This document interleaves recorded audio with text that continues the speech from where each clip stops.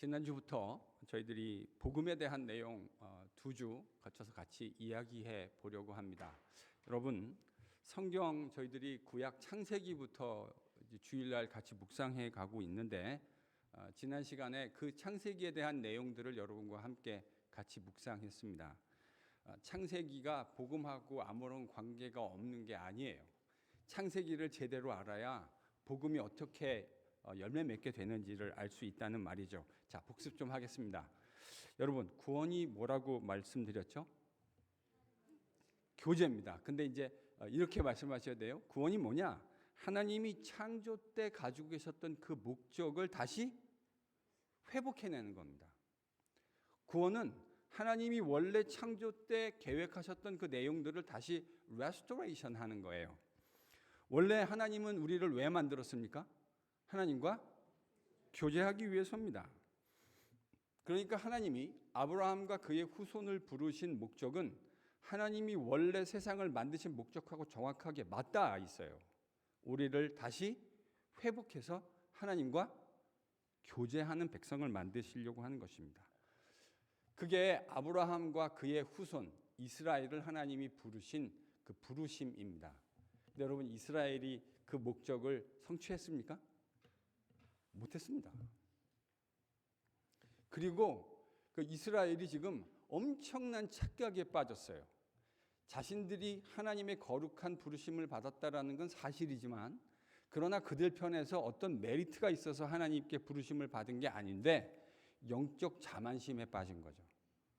그 오늘날 이스라엘의 형편이 저는 그거라고 생각해요. 그래서 하나님이 이스라엘이 결국 다 망했습니다. 북왕국 이스라엘은 BC 721년에 아수르에 의해서 망했고, 남방 유다는 BC 586년 바벨론에 의해서 포로로 다 끌려가게 됐습니다. 이스라엘이 완전히 다 쫄딱 망해버린 거죠. 하나님께서 망해버린 이스라엘에게 선지자를 보내셔서 메시지를 딜리버리하게 하셨는데, 그 메시지가 뭐냐면 레스토레이션입니다. 회복에 대한 이야기였어요. 뭘 회복하는 거죠? 이스라엘을, 아브라함과 아브라함의 후손을 회복하시겠다 하나님이 약속하셨어요. 그래서 내가 그들을 쳤지만 그들을 다시 싸매고 그들을 회복해내겠다는 것이 하나님이 선지자를 통해서 이스라엘, 즉 아브라함의 후손들에게 말씀하신 내용이에요.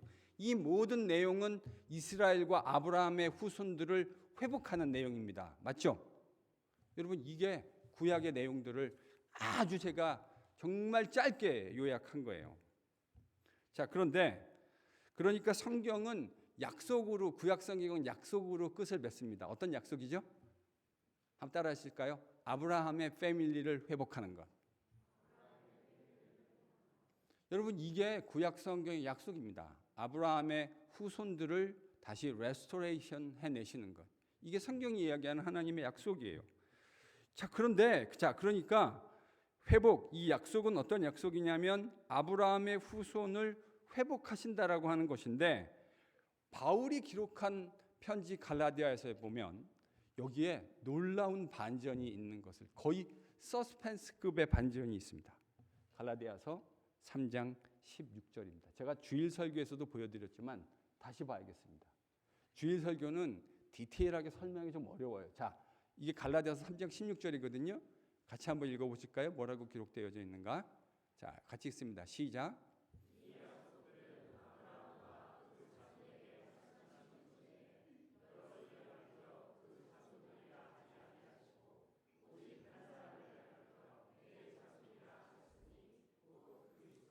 자, 지금 바울이 뭐라고 얘기했냐면 이 약속들은 이렇게 시작했어요. 자, 이 약속 어디에서 나온 약속이죠? 구약 선지서에서 나온 약속입니다. 다시 아브라함의 패밀리, 아브라함의 후손들을 회복하시겠다고 하는 하나님의 약속이에요.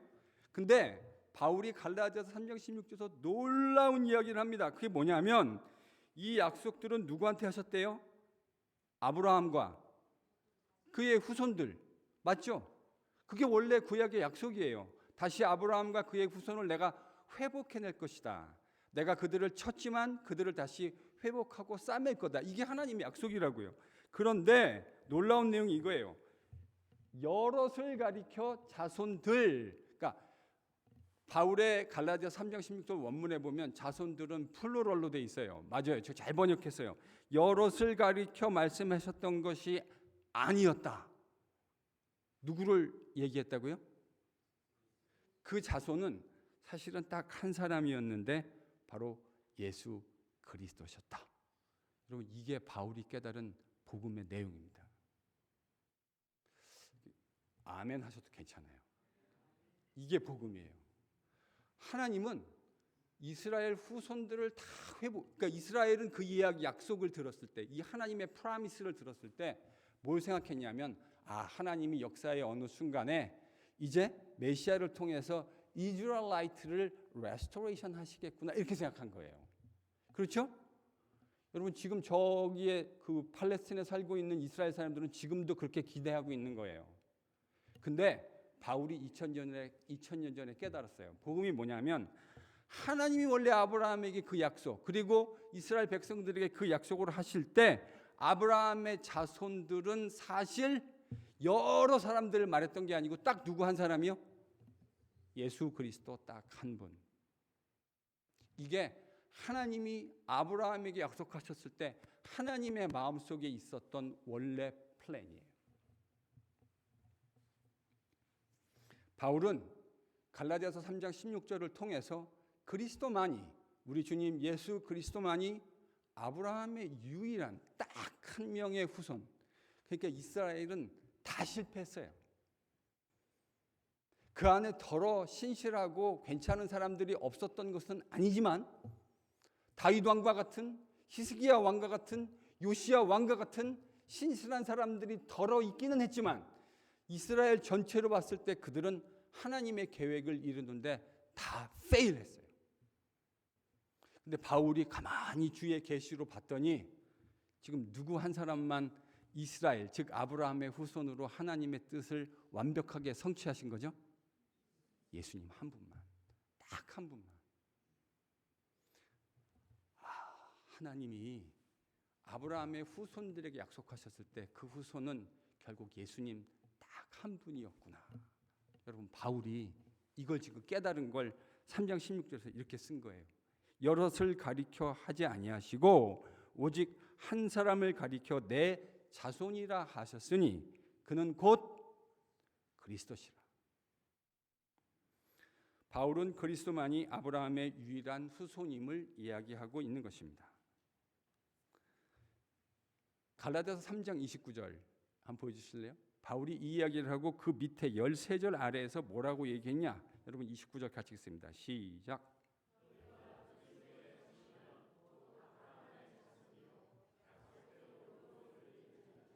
이 이야기를 왜 하냐면요, 하나님께서 원래 약속하신 건 이스라엘 자손들, 우리 지금 아브라함 이야기를 묵상하고 있잖아요. 하나님 뭐라 하셨냐면, 아브라함에게, 아들도 없는 아브라함에게 자손 주시겠다. 땅의 티끌보다 많아질 거다. 뭇하늘의 별들보다 많아질 거다. 이렇게 약속하셨잖아요. 근데 예수님만이 아브라함의 후손이라면 하나님의 약속은 성취된 겁니까? 아니면 실패한 겁니까? 대답해 보세요. 실패했죠. 왜 실패한 거죠?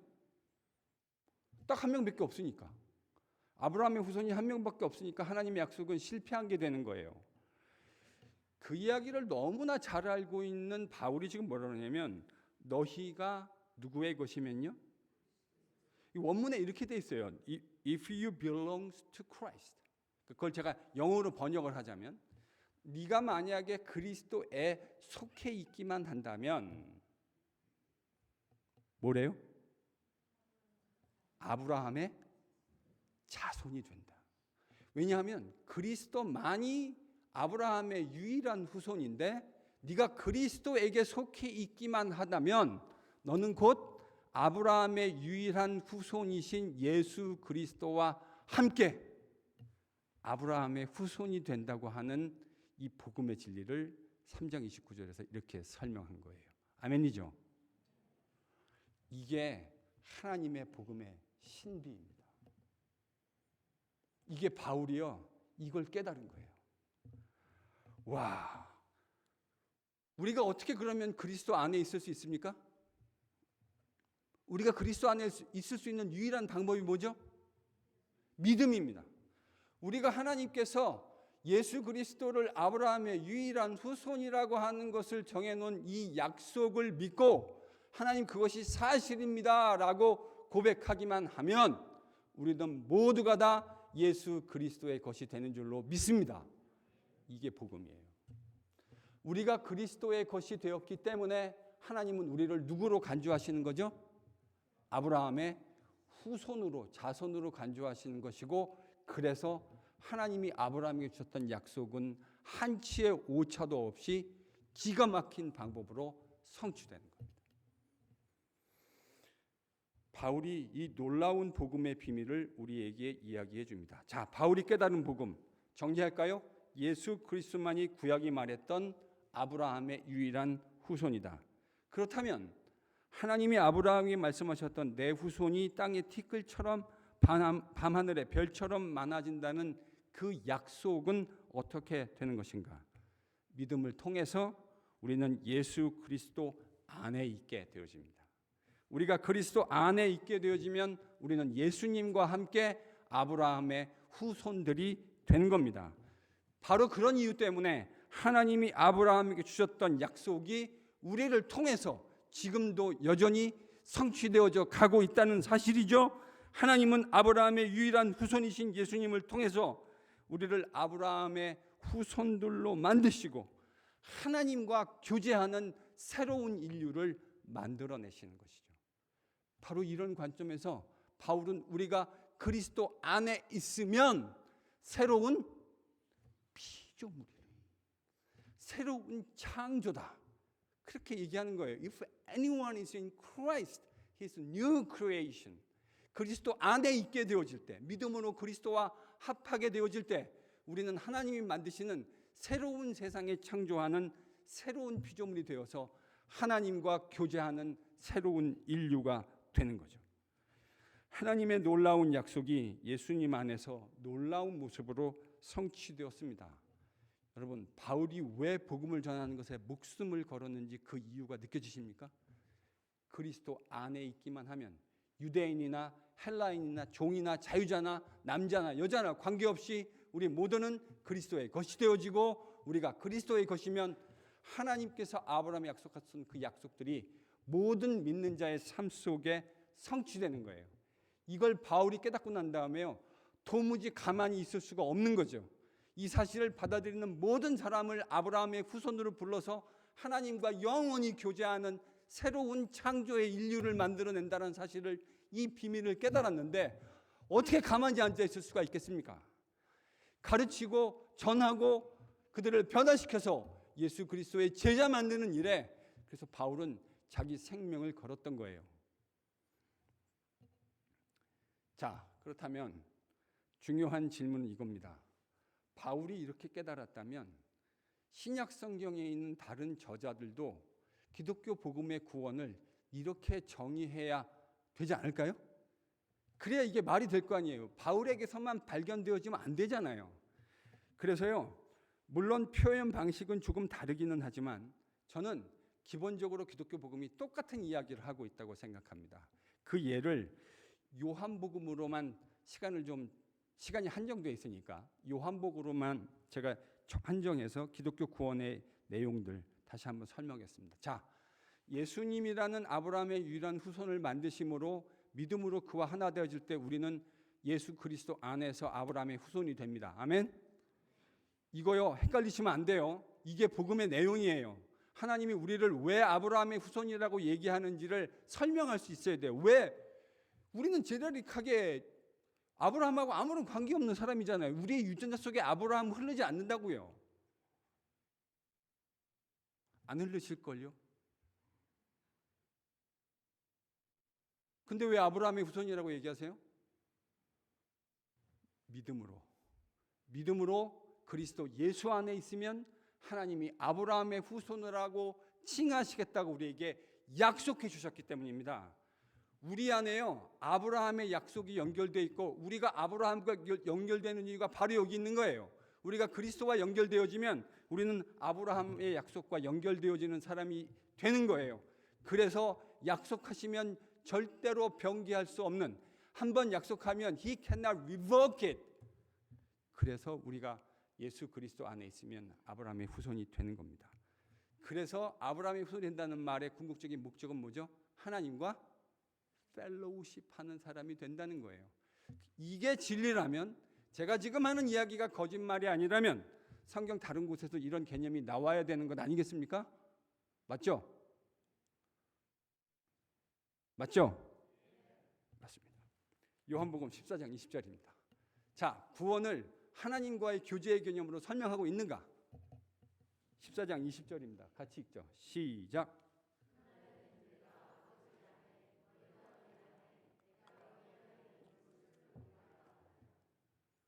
여러분, 요한복음에서요, 이런 프레이즈는 진짜 어마어마하게 많아요.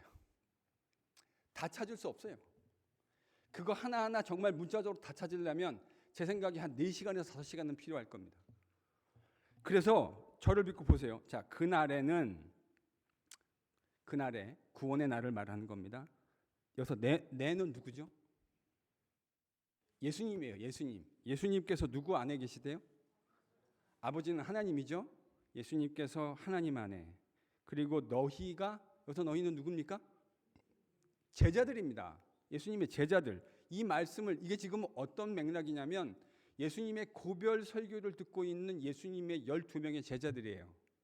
내가 아버지 안에, 너희 제자들이 나 예수님 안에, 그리고 내가 너희 안에 있는 것을 알리라. 여러분, 요한복음에서요, 내가 너희 안에, 아버지가 내 안에, 내가 너희들 안에, 이 말은 서로 상호 교제함으로 서로 같이 함께 교제를 나눈다라는 말을 요한은 이렇게 썼어요.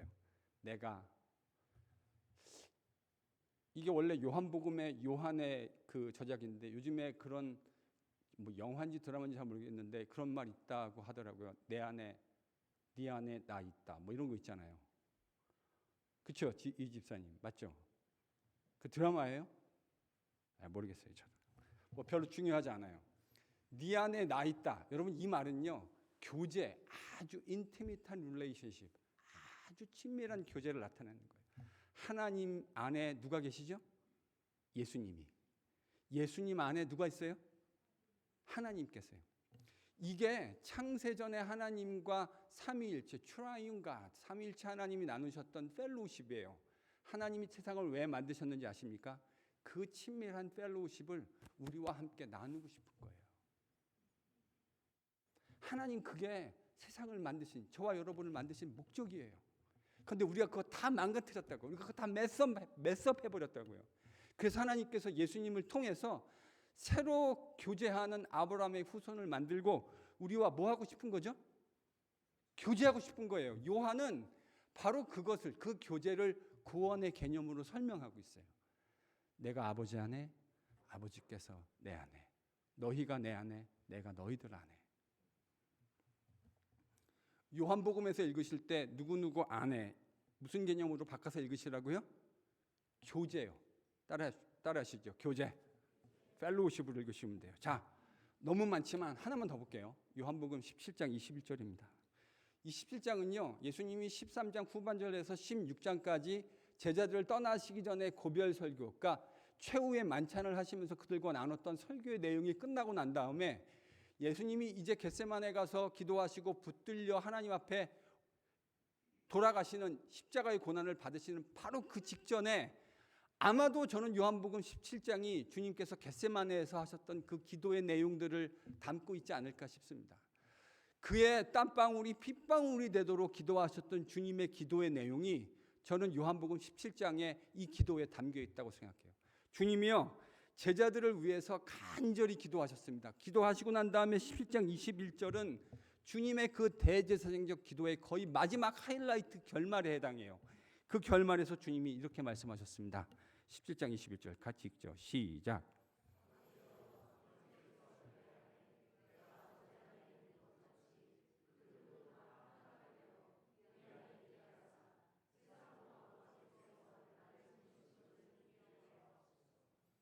지금 예수님이요, 설교 다 하시고 이제 마지막 제자들에게를 향해서 아버지 앞에 기도하시는 그 기도의 마지막에 대단원의 하이라이트예요.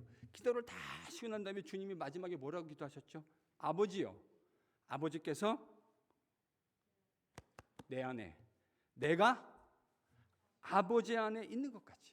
그러니까 하나님은 창세전부터 예수님과 이 안에 계시는 교제를 한 번도 포기하신 일이 없어요. 예수님이 요한복음 곳곳에서 뭐라고 말씀하셨는지 아세요?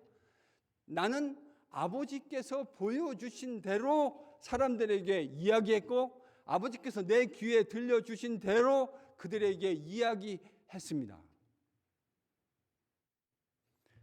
하나님과 예수님은 이 세상에 계시는 동안 단 한 번도 세퍼레이트 되신 일이 없어요. 창세전부터 항상 함께 아버지와 교제하셨다고요. 그런데 그 교제를 누구에다가 지금 적용시키고 있어요? 그분과 제자들과의 펠로우십 안에. 여러분, 이게 예수님의 대제사장적 기도의 하이라이트입니다. 예수님이 이 땅에 오셔서 십자가 지시고 죽으시는 것의 궁극적인 목적이 뭐죠? 그러니까요, 17장 21절의 언어로 하면요, 제자들과 하는 교제를 회복해내는 겁니다.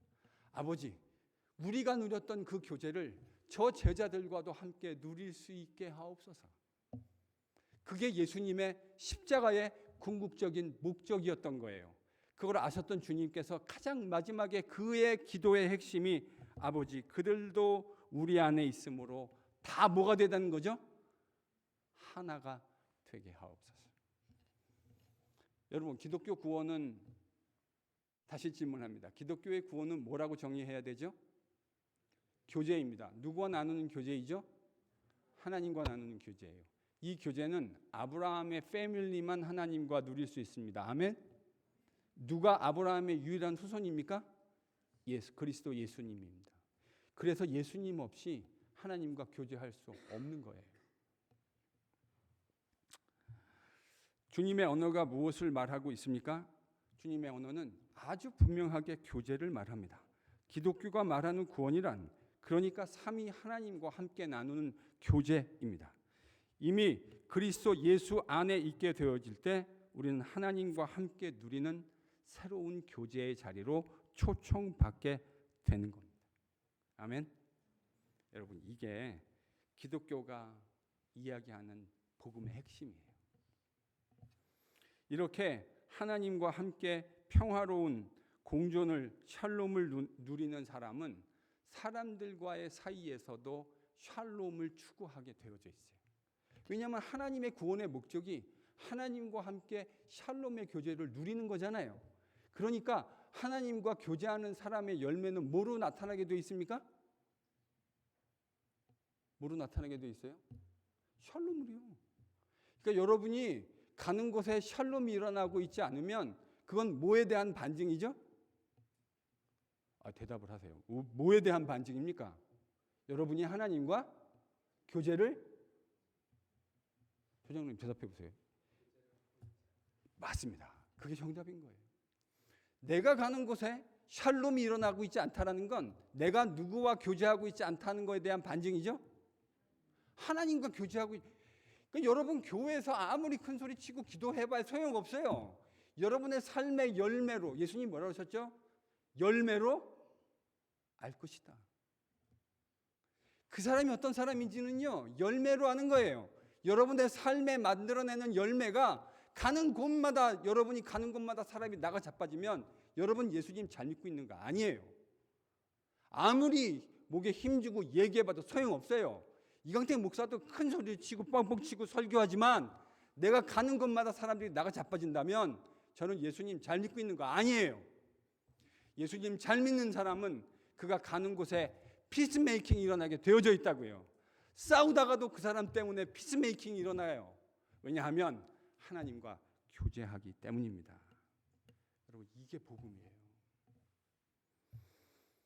주님은 이 복음의 진리를요, 제가 지금 설명드렸던 진리를 요한복음 15장 1절에서 5절에 이렇게 설명하셨어요. 1절에서, 요한복음 15장 1절에서 5절. 좀 길긴 하지만 같이 읽겠습니다. 같이 읽어볼까요? 참포도나무 비유이거든요. 시작.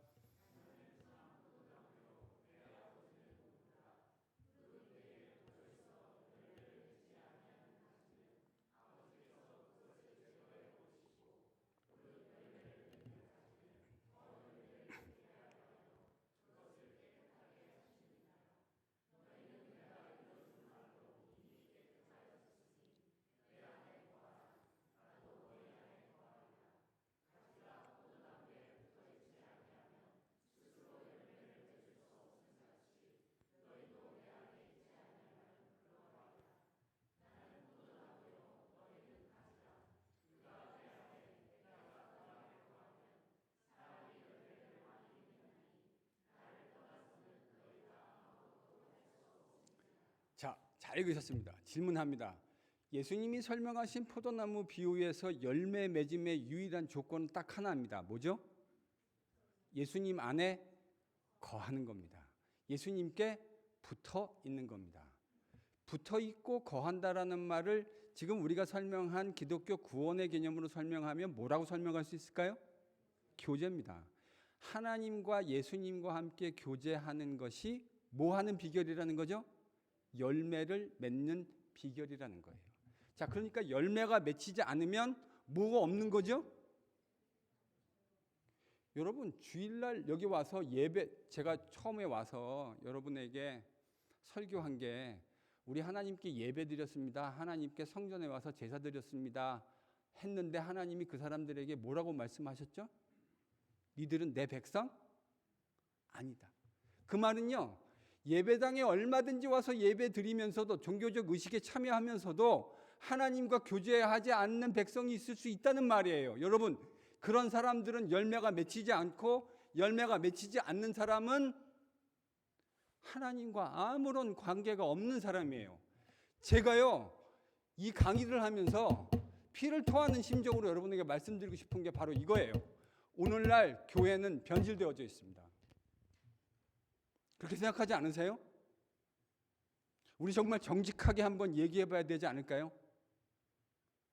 오늘날 여러분 교회 안에 예수의 제자가 몇 명 있다고 생각하세요? 저는 사실 두려워요. 우리 교회에 정말 하나님이 보여주실 수 있다면 예수님과 친밀하게 교제하는, 여러분 예수님과 친밀하게 교제하지 않으면서 내가 영생을 산다는 착각을 빨리 버리세요. 예수님과 교제하지 않는 사람은요, 예수님과 관계없는 사람이에요. 예수님과 관계없는 사람은 아브라함의 후손이 아니에요. 아브라함의 후손이 아닌 사람은 영생을 누릴 수 없어요. 저는 여러분에게 대충 여러분의 비위를 맞추고 싶은 마음이 없어요. 저는 두려워요. 이 목사, 내가 너한테 평생 내 교회를 맡겨서 복음의 진리를 알게 했고 그 진리를 너보고 선포하라고 했는데 너는 내가 가르친 대로 정말 가감없이 선포했냐? 저는 여러분 별로 두렵지 않아요. 저는 하나님 두려워요. 저는 예수님 두려워요. 예수님이 가르쳐준 대로 성도들에게 바로 가르쳐야 돼요. 여러분, 제가 여러분에게 아무리 사탕발림으로 슈거코링한 이야기 해봐야 소용없어요. 그게 성경의 진리가 아니면 제가 하는 말이 무슨 의미가 있겠습니까? 참 포도나무이신 예수님께 믿음으로 붙어있는 사람은 뭘 맺게 되어져 있다고요? 열매요. 여러분의 삶에 열매가 맺히고 있는지를 고민해 보세요. 내가 가는 곳에 예수님의 인격이 나타나고, 내가 가는 곳에 깨어졌던 관계들이 회복되어지고, 내가 가는 곳에 울고 있는 자들이 다시 회복되어지는 그 복음의 역사, 복음의 열매가 나타나고 있는가? 정말 심각하게 질문해 보세요. 열매 맺음의 유일한 조건이 뭐죠? 제가 흥분했죠. 이 복음의 진리를 생각하면 흥분하지 않을 수가 없어요. 이거 제대로 깨닫지 못하면 이 교회당 50여씩 나왔는데도 예수님과 아무런 관계가 없는 사람이 있을 수 있는 거 아닙니까? 그러면 그 사람은 하나님의 영생을 누리는 하나님의 백성이 아니라 마귀 자식이 될 수 있는 거예요. 그러니 어떻게 흥분하지 않을 수가 있겠어요? 요즘 여러분, 열매 맺음의 유일한 조건이 무엇입니까? 주님 안에 거함입니다. 하나님과 예수님 안에서 오늘도 교제함입니다. 그 사람만이 하나님의 백성이고 아브라함의 후손이 되어서 하나님이 주시는 영원한 세상을 상속받게 되어지는 겁니다. 이건 어떻게도 타협할 수가 없어요. 이게 하나님이 우리에게 가르쳐주신 복음의 진리예요. 주님은 당신 안에 거함이라고 하는 이 교제를요, 제자도로 설명하십니다. 여러분, 주님 안에 거함은 한번 따라해 보실까요? 주님 안에 거함은 주님을 따라갑니다. 다시요. 주님 안에 거함은 주님을 따라갑니다. 하나님과 주님과 교제하는 사람은요, 누구를 따라가게 되어 있죠? 예수 그리스도를 따라가게 되어 있어요. 이 이야기는 제 얘기가 아니고요. 마태복음 16장 24절에서 주님이 그의 제자들에게 이렇게 주는 그리스도시요 살아계신 하나님의 아들이십니다 라고 고백한 그 입술의 신앙 고백을 하는 베드로와 제자들에게 16장 24절에서 이렇게 말씀하셨다는 사실을 꼭 기억하십시오. 함께 읽습니다. 시작.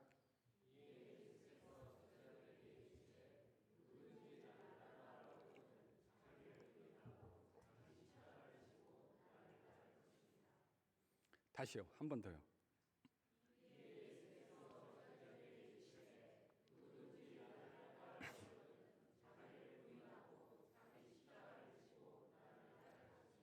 잘 들으세요.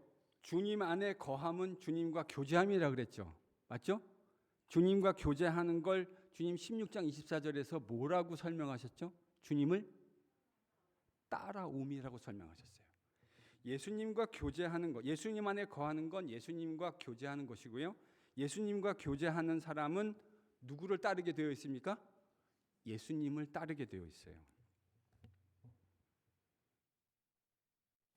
예수님을 따라오는 사람, 즉 예수님과 교제를 하려는 사람은 주님께서 뭐라고 말씀하셨습니까? 첫 번째, 뭐 해야 된대요? 자기를 부인하고, deny yourself, 네 자신을 부인하고, 그리고요 십자가를 지고 나를 따라와라. 십자가를 지고. 네 스스로를 부인하지 않으면 이 말은요 십자가 질 수 없다라는 말하고 같은 말이겠죠. 맞습니까? 우리가 예수님이 지신 십자가를 우리의 삶 속에서 자기 십자가를 지려면 반드시 필요한 게 있어요. 뭘 부인하래요? 자기를. 여러분, 자기를 부인하지 않으면 십자가 질 수 없습니다. 주님과 교제하는 건 십자가를 지고 주님을 따르는 겁니다. 아멘. 미국의 University of Southern California의 필로소피, 철학을 가르쳤던 달라스 윌라드라고 하는 교수가 있습니다. 이분은 목사님이기도 하신데요. 그분이 오늘날의 크리스찬들에 대해서 이렇게 멋있게 일갈했어요. 오늘날의 기독교인들은 다 뱀파이어 크리스찬 같다.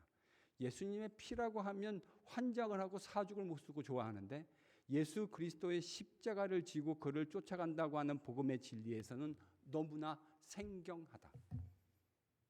저는요, 그 윌라드 목사님의 말씀이 기독교가 말하는 복음의 진리를 전곡을 찔렀다고 생각해요. 예수 그리스도의 피로 우리가 구속함을 얻어서 하나님 백성 된다는 건 그 얘기만 하면 미친 듯이 좋아하는 크리스찬들이 그 복음이 우리에게 뭐를 요구했어요? 예수님이 우리 보고 지금 뭐 하라 그래요? 나를 따라오려거든, 나와 교제하는 사람이 되려거든 자기를 부인하고 자기 십자가를 지고 나를 따를 것이니라. 이 말은 예수님과 함께 교제하는 사람, 십자가 지지 않고 주님과 교제할 수 있다는 말입니까? 없다는 말입니까? 여러분, 십자가 지지 않는 사람은 영생을 얻지 못하고 주님과 교제하지 않는다는 설교를 들어보신 일이 있으세요?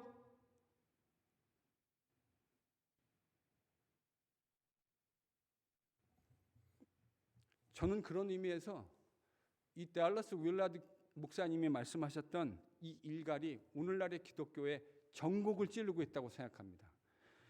예수님 때문에 은혜로 구원받는다는 얘기를 하면 다 좋아하는데 그 은혜로 구원받음이 실제 우리 삶에 요구하는 것이 내 자신을 부인하고 그리스도 예수의 십자가를 지고 우리 삶 속에서 자기 십자가를 지고 함께 주님과 동행하며 걸어가시는 것이다라고 얘기하면 교인들이 좋아하지 않아요.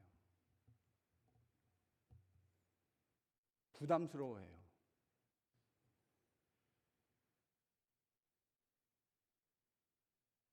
근데 타협하고 싶은 마음은 없어요. 여러분, 예수님을 따라서 십자가 지지 않고 자기를 부인하지 않고 걸어가는 예수의 제자는 존재하지 않습니다.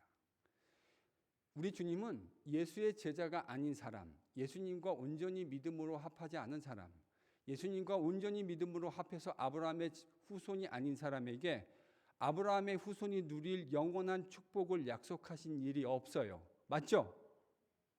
맞습니까? 틀립니까? 맞아요.